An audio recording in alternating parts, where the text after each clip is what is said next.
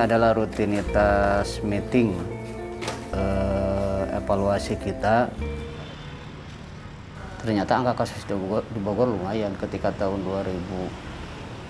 2012 aja data yang sudah diakses atau yang ODA atau orang yang positif HIV mengakses layanan itu terutama di Rumah Sakit Marzuki Muhadi sudah banyak sampai ratusan.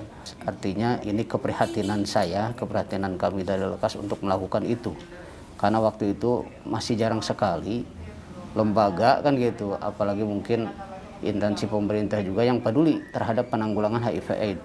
Dan kami coba dengan apa adanya kami gitu kan, dengan swadaya kami melakukan sosialisasi itu.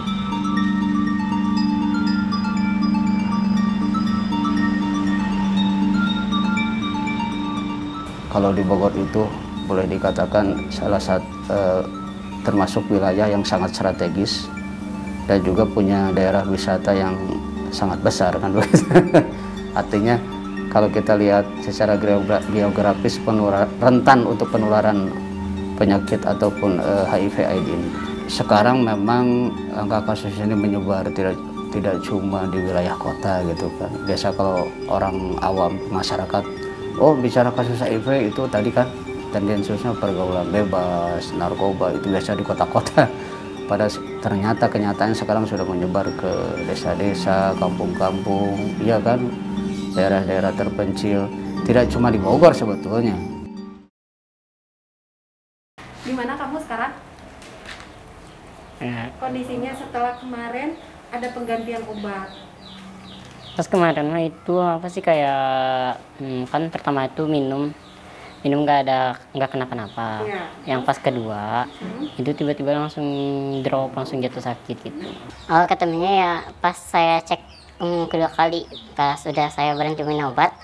Nah saya tuh beberapa bulannya saya cek lagi. Nah saya dinyatakan masih positif dan ternyata yang menyatakan positif itu tim Lekasnya sendiri. Nah di situ saya langsung dibantu, disupport langsung sama tim Lekasnya dari keluarga. Nah saya tuh merasa dikucilin, tapi itu dari awal. Kesininya mereka juga udah mulai ngelupain lah apa kejadian yang dulu. Nah sekarang udah mulai itu lagi sama keluarga. Ada juga fenomena yang kita temukan, seorang positif ternyata di keluarganya belum tahu, tidak berani menyampaikan ke keluarga karena tadi dilemanya kan takutnya orang tua pihak keluarga tidak terima. Ketika dia cerita saya positif HIV langsung diusir oleh orang tuanya keluar, dan itu kejadian ada begitu. Ini jadi beban berat kita sebagai pendamping gitu. Kita sebisa mungkin ngasih support supaya dia itu terus eksis, tapi lama-lama kan gitu, lama-lama kita dorong supaya dia itu terbuka ke orang tuanya. Kita menemukan fenomena seperti itu, cuma proses untuk menyadarkan itu supaya terbuka ke keluarganya ini sebuah proses yang sangat berat dan lama sebetulnya. Ada juga yang langsung ketika cerita, misalkan yang masih muda gitu kan, dia orang tuanya masih ada, cerita ke orang tuanya, ada yang langsung diterima.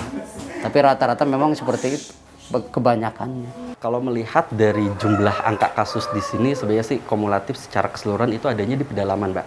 Nah, karena di pedalaman ini itu tadi minimnya informasi dan jauhnya akses layanan itu yang mengakibatkan banyaknya tingkat LFU di teman-teman dampingan.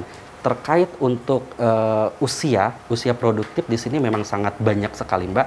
Itu dari usia 18 sampai 30 tahun itu memang sangat banyak sekali temuan kasus di usia produktif.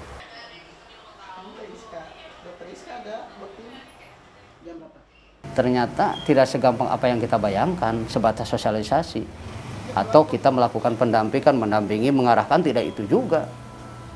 Sebagaimana Mbak katakan tadi, di pihak keluarganya tidak diterima, mau cerita seseorang itu bisa merubah perilakunya.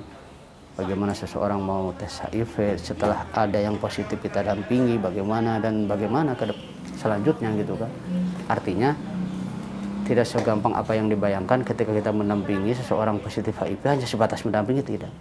Ternyata ada background keluarganya yang memang tidak terima, ada yang memang dia pendatang, keluarganya sudah tidak ada, akhirnya tetap mau tidak mau kita lakukan itu. Artinya ini belum perlu perhatian semua pihak, terutama dari pemangku kebijakan. Itu memang aturan sudah ada semua, perpres yang mengharuskan penanggulangan HIV. Cuma ini bukan cuma aturan dari atas juga, artinya harus ada kesadaran untuk merealisasikan ini. Ini sudah tanggung jawab bareng-bareng loh, generasi muda nih.